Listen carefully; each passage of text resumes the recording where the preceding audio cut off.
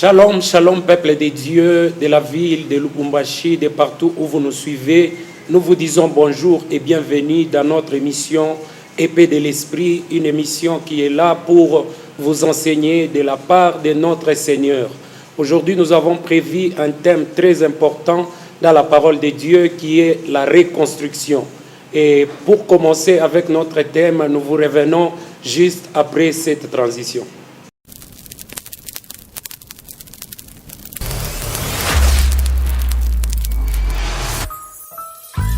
Jésus, ensemble réunis comme un seul homme, nous voici encore une fois à tes pieds pour te dire Kumama, Kumama Yesu, Kumama Lissus, Kumama Libela, Yoro Kufa Kakate, kasi mingi mingi osekwa, Osana Boboy.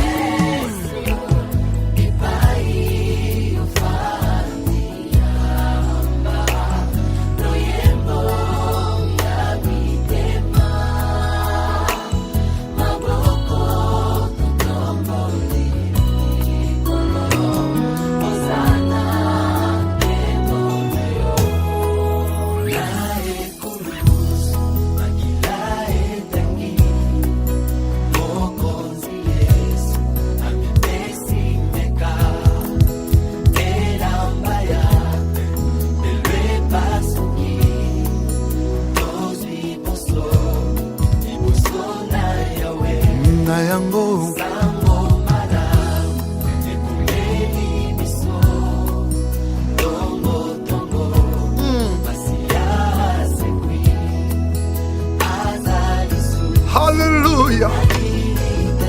Il est vivant. Jésus.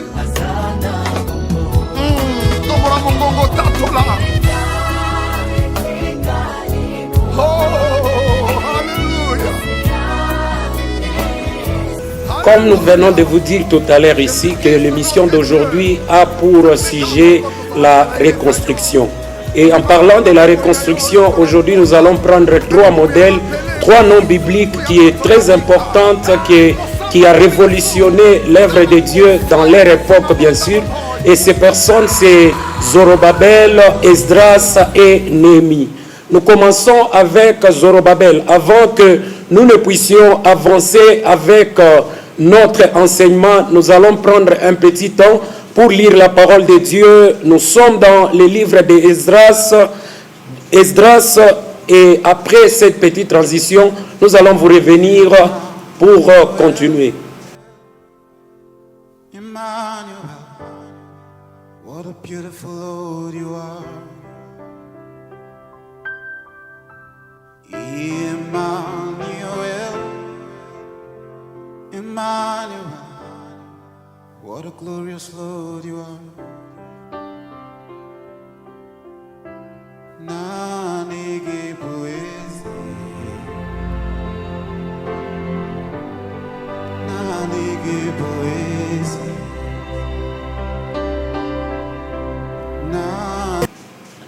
Ok, Esdras chapitre 3, comme vous venez d'écouter, là, on nous a parlé, bien sûr, de cet homme de Zorobabel qui était destiné à ramener la première partie des personnes qui étaient en exil à Babylone, qui devaient rentrer dans la terre de ses ancêtres, pas pour s'amuser, mais pour reconstruire les temples. Alors, Zorobabel devait jouer le premier rôle qui était le rôle le plus important au milieu d'un peuple qui s'était déjà détourné de Dieu, au milieu d'un peuple qui avait déjà négligé l'importance et la valeur de Dieu, au milieu d'un peuple qui s'était déjà retiré, au milieu d'un peuple qui avait abandonné Dieu. Ce peuple-là, c'est le peuple d'Israël lorsqu'il y a eu déportation de Babylone. Quand beaucoup de gens sont partis en exil au temps du roi Nabucodonosor, il y a eu ces moments-là où le peuple s'était déjà désorienté. Le peuple avait abandonné la voie de Dieu. Le peuple avait négligé Dieu. Parce qu'à cette époque, les temples étaient détruits. Et il fut un temps par l'intermédiaire, bien sûr, de la révélation de notre Seigneur au devant de ce roi qui s'appelait Cyrus, qui avait reçu l'instruction de Dieu de libérer le peuple de Dieu pour que ce peuple rentre à Jérusalem pour reconstruire le temple. Et parmi ce peuple, il y avait un qui avait en lui le sang royal, celui qu'on appelle Zorobabel. Alors, le roi Cyrus lui donne l'autorisation, lui dit de rentrer. Pourquoi il lui avait dit de rentrer? Parce qu'il fallait qu'il y ait un membre de famille, celui qui était digne de reconstruire le temple. Alors Zorobabel rentre au milieu de conflits. Quand il arrive, il trouve que le peuple ne lui fait pas confiance. Il trouve que le peuple se sont déjà désorientés. Il trouve que le peuple d'Israël sont en train de vaquer à leurs occupations. Personne n'accepte, personne ne l'écoute, personne ne lui donne l'attention. Alors c'était un grand travail auquel il était buté. Il fallait d'abord commencer par convaincre le peuple de Dieu qu'il avait trouvé là-bas. C'est ainsi que Zorobabel a eu la grâce, l'opportunité et même le courage dans sa persévérance de reconstruire les temples. Mais vous devez retenir une chose. Quelle est la chose à retenir? C'est que lorsque Zorobabel était en train de reconstruire les temples, les personnes qui le combattaient, qui étaient autour de lui, se sont dit, nous devons le laisser construire les temples. Comme il n'est pas de la famille de cet homme qu'on appelle Lévi, donc il n'aura pas accès à reconstruire l'autel. C'est comme ça qu'il a été combattu. Donc il a fini de reconstruire les temples. Vous voyez, quand il a fini de reconstruire les temples n'avaient pas d'autel. Il fallait maintenant chercher quelqu'un qui devait venir reconstruire l'autel pour que le temple puisse être un temple qui est vraiment un temple digne de son nom. Alors, à ce temps-là, il s'était passé déjà 60 ans, 60 années que Dieu a jugé encore bon. Ce temps ici, c'était au temps du roi Artaxerxès. Et à ce temps-là, il fallait qu'il y ait encore un leader, mais cette fois-ci pas de la famille de Juda, mais cette personne devait sortir de la famille de Lévi. Pourquoi? Parce que c'est lui donc qui devait venir de la famille de Lévi, qui devait avoir accès à reconstruire l'autel. Pas seulement l'autel, mais il devait aussi reconstruire, donc ramener les gens à la compréhension des choses de Dieu. Donc il devait aussi enseigner la Torah. C'est comme ça que Esdras a été obligé aussi de revenir 60 années après. Quand Esdras est venu, il a enseigné la Torah. Après avoir enseigné la Torah, il a aussi reconstruit l'autel pour donner au peuple de Dieu l'importance même du temple et de Dieu que ces personnes devaient servir et adorer.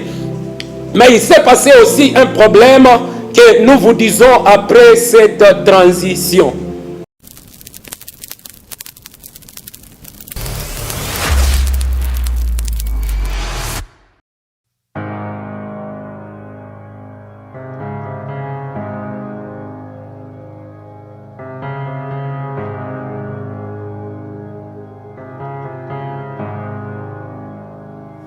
I love you, Lord,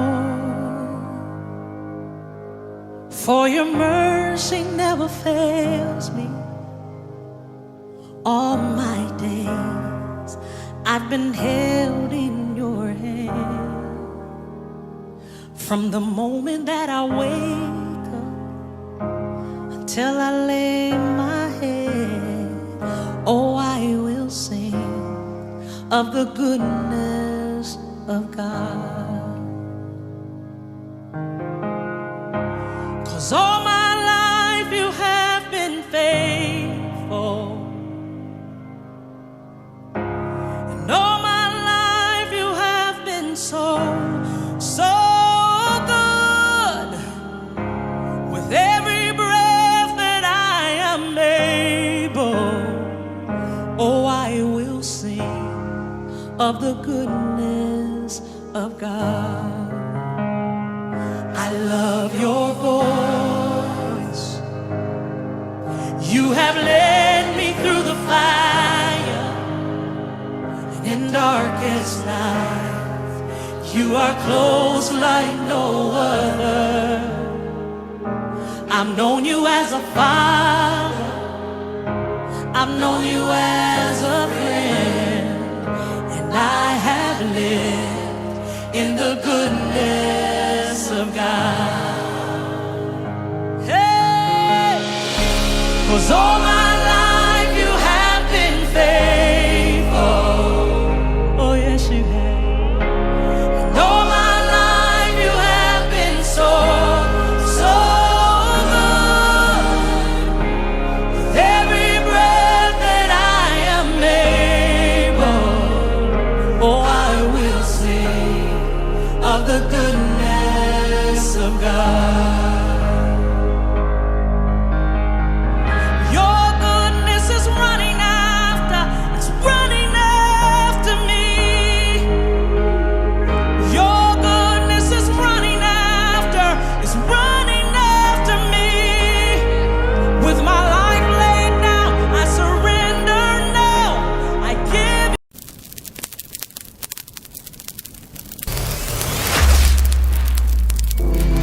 Exactement, je vous disais qu'il y avait un problème. Quand les temples étaient déjà reconstruits, après les temples, il y avait encore autre chose qui était déjà faite.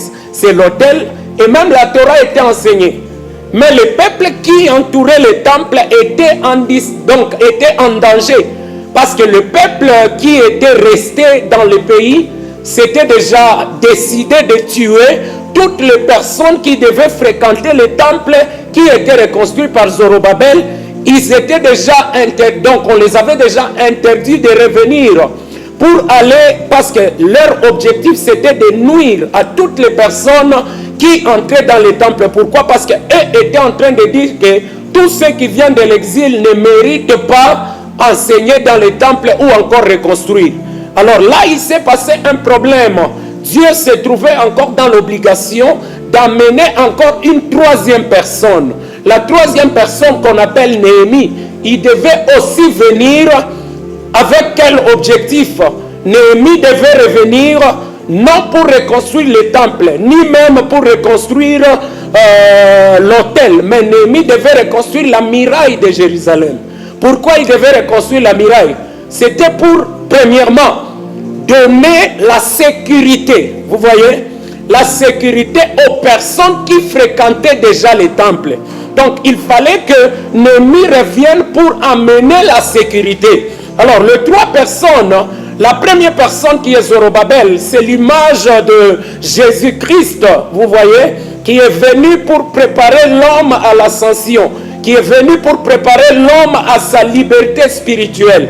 Et la deuxième personne, c'est cet homme qu'on appelle Esdras, qui est l'image du Saint-Esprit. Lorsque vous lisez la parole, la Bible est en train de dire, le Saint-Esprit, quand il viendra, il va vous enseigner. Et il va même vous rappeler ce que je vous ai enseigné. Vous voyez, c'est ce que Esdras devait faire. Il devait rentrer pour leur rappeler l'importance de la Torah, l'importance de l'enseignement, l'importance de la connaissance de Dieu, l'importance même du temple. Parce qu'aujourd'hui, je prends un exemple, nous avons des gens qui fréquentent l'église, mais qui ne savent pas honorer les dieux de l'église.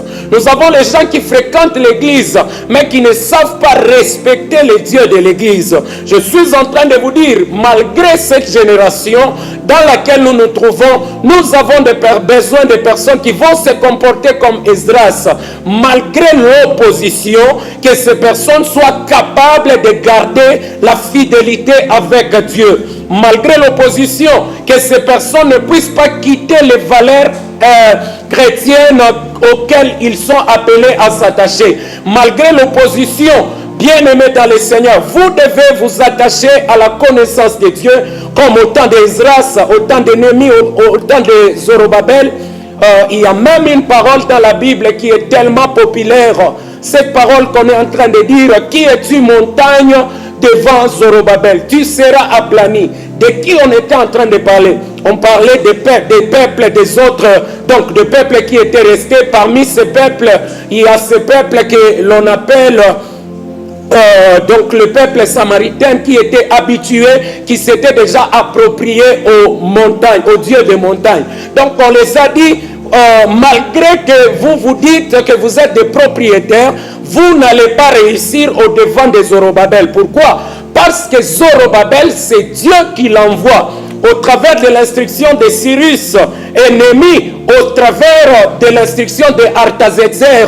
Quand il vient avec objectif de mettre la sécurité. Mais bien aimé, vous devez savoir que tout celui qui est couronné et qui est dirigé par Dieu, peu importe le combat dans lequel il peut se trouver, Dieu lui donnera toujours la protection et Dieu fera en sorte que cette personne soit toujours protégée. Vous voyez, donc je suis en train de dire à une personne que la reconstruction, quel que soit le domaine dans lequel tu te trouves, tu as besoin de l'assistance de Jésus, tu as besoin de l'assistance de l'Esprit Saint et tu as besoin de l'assistance de Dieu. Pourquoi? Parce que cela va t'aider même là où tu n'as pas de capacité à les avoir. Comme la Bible dit dans le livre de Psaume 37, 4 et 5, il dit: fais de l'Éternel tes délices et il te donnera ce que ton cœur désire. Et puis dans le verset 5, il dit: recommande ton sort à l'Éternel, mets en lui ta confiance et il agira. Je suis en train de te dire la vérité. La reconstruction, ça peut être de ta vie. Tu as commencé ta vie dans le péché. Tu as commencé ta vie dans les mensonges. Tu as commencé ta vie dans l'humiliation. Tu as commencé ta vie dans l'impudicité, dans la débauche, dans la pédophilie. Parce qu'il y a plusieurs races, vu que cette émission est en train de toucher le monde entier. Même si tu as commencé dans le bouddhisme, même si tu as commencé étant musulman, je suis en train de te rassurer que si tu t'attachais à Dieu, tu t'attachais au Saint-Esprit, tu t'attachais aux valeurs chrétiennes que Dieu donne, sois sûr et certain que les combats peuvent venir. Dieu t'aidera toujours à sortir victorieux. Après cette transition, nous allons encore revenir pour continuer.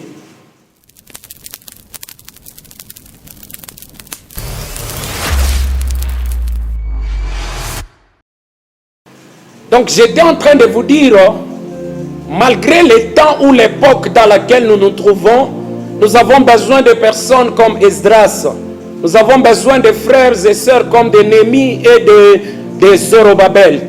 Pourquoi? Malgré la tentation, malgré le nombre de combats, malgré les humiliations autour d'eux, malgré l'opposition, ils ne se sont pas arrêtés parce qu'ils avaient besoin d'être reconstruits et de reconstruire les temples. Et ce que j'ai comme bonne nouvelle à vous dire, c'est que malgré les oppositions, ils ont réussi à reconstruire les temples, à reconstruire la muraille, à reconstruire même l'autel. Et le culte a repris normalement. Vous devez savoir, bien aimés dans le Seigneur, que le monde ou l'œuvre de Dieu dans laquelle nous nous trouvons, il y a les hauts, il y a les bas.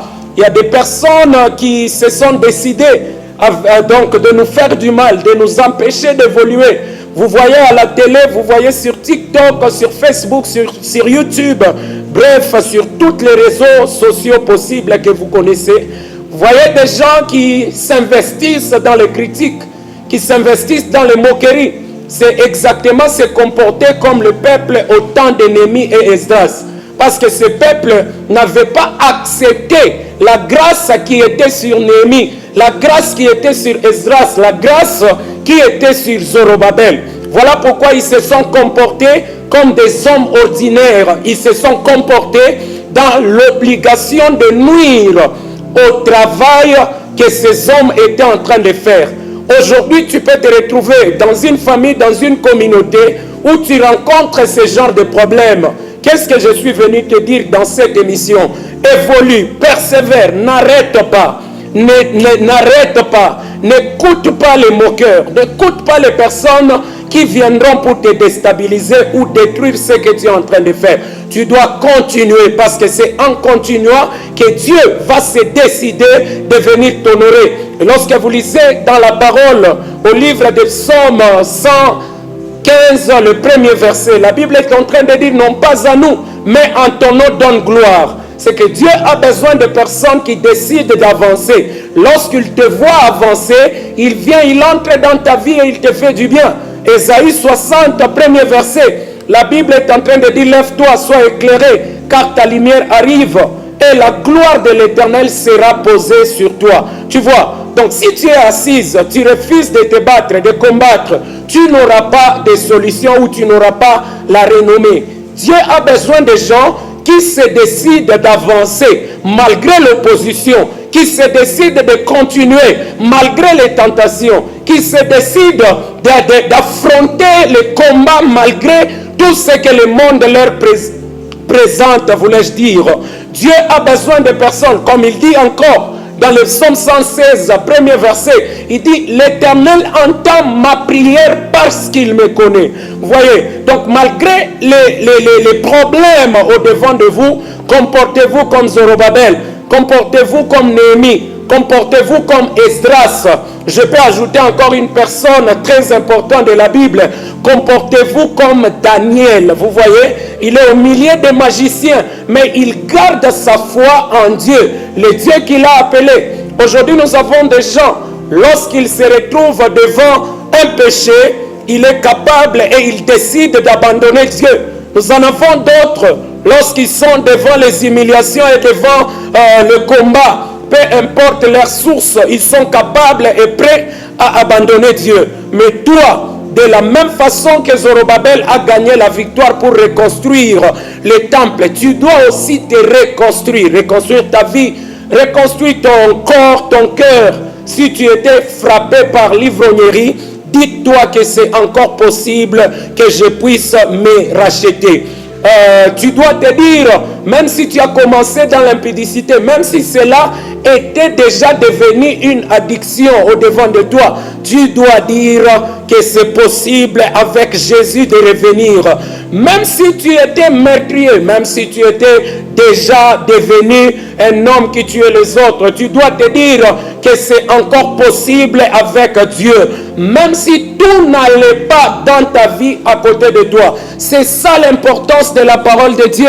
Aujourd'hui, bien-aimés dans le Seigneur, lorsque nous nous trouvons dans l'église, nous devons saisir de cette opportunité pour copier le modèle des personnes, des personnages bibliques les plus importants qui ont vaincu le péché, qui ont vaincu l'humiliation, qui ont vaincu tout ce que vous connaissez. Et donc, le Seigneur vous bénisse, le Seigneur vous bénisse abondamment.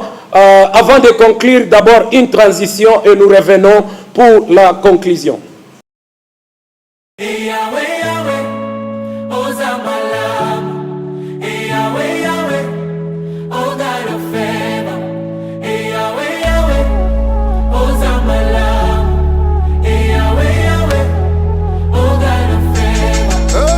Seigneur, je viens témoigner ton amour et rendre grâce pour tes bienfaits.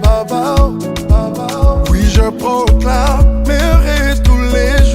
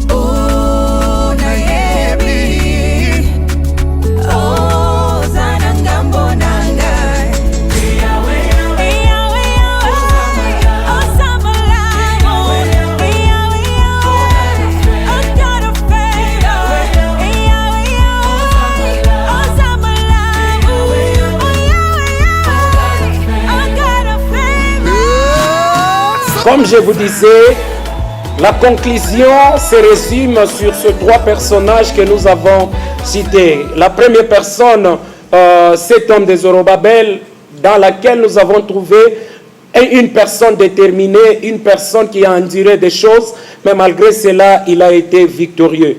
Et la deuxième personne, qui est la personne d'Esdras, qui nous a enseigné, qui nous a donné l'importance de la Torah, l'importance de la parole de Dieu et l'importance des autels. Et la troisième personne qui est Néhémie, qui joue l'image de Dieu dans ces combats et dans la reconstruction. Donc tout ce que nous faisons, nous devons avoir notre foi en Dieu. Nous devons nous attacher à lui. Nous devons croire qu'avec Dieu, tout est possible. Et c'est ça la fin de notre émission d'aujourd'hui. Nous vous promettons que la semaine qui est en train de venir, nous allons encore vous revenir avec la même énergie. Nous remercions l'équipe technique, nous remercions aussi les pasteurs de l'église, nous remercions toutes les personnes qui sont à nos côtés, nous remercions nos partenaires. Vous voulez aussi être partenaire de cette émission, n'hésitez pas de nous contacter. Sinon, à très vite, on est ensemble.